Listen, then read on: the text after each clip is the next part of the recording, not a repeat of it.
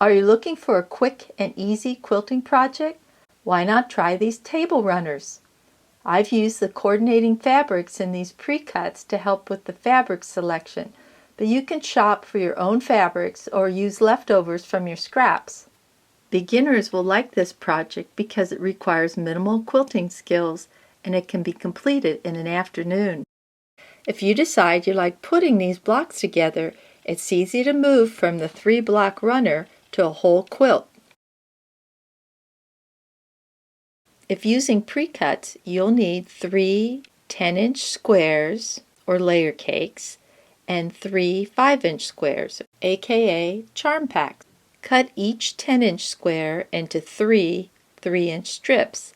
Then take one of those strips and cut it in half to get 2 5-inch by 3-inch rectangles. I like using packages of pre-cuts because they make fabric choice easy, as all the fabrics in each line were specifically chosen to look good together. Of course, you can use scraps for this, or if you want to purchase fabric, you'll need 1/8 of a yard for the border and 1/4 of a yard for the center. Cut a 5-inch square and then a 3-inch strip that gets cut into 2 10-inch pieces and 2 5-inch pieces. You also need about 1/3 of a yard of backing fabric and about 1/3 of a yard of batting. Lay out your blocks. Put right sides together and sew a 1/4 inch seam between the center and side rectangles.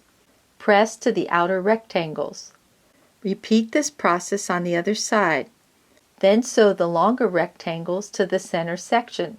Press to the outside edge and then sew the top rectangles. Lay out your completed squares. I use 3 for my runners, but you can make this any length. Put right sides together, and sew and press. Now you're ready to add the back and batting. Cut the batting a 1/2 inch smaller than your piece. Center the batting on the back of your table runner. Get ready for machine quilting by pinning the top and batting together. Machine quilt by stitching in the ditch. It's best to use a walking foot, but a regular foot will work with minimal quilting. Cut the backing fabric the same size as your quilted piece. Put right sides together and cut. You might want to round off the corners before stitching, as I find this makes it easier to turn the corners. Pin through all the layers and then stitch 1/4 inch all the way around, leaving a 2 to 3 inch opening for turning. Turn inside out and press. I hand stitch this opening, but most of the time I catch that opening when I use 1/8 inch top stitching. Here are some of my completed runners. They make great hostess gifts.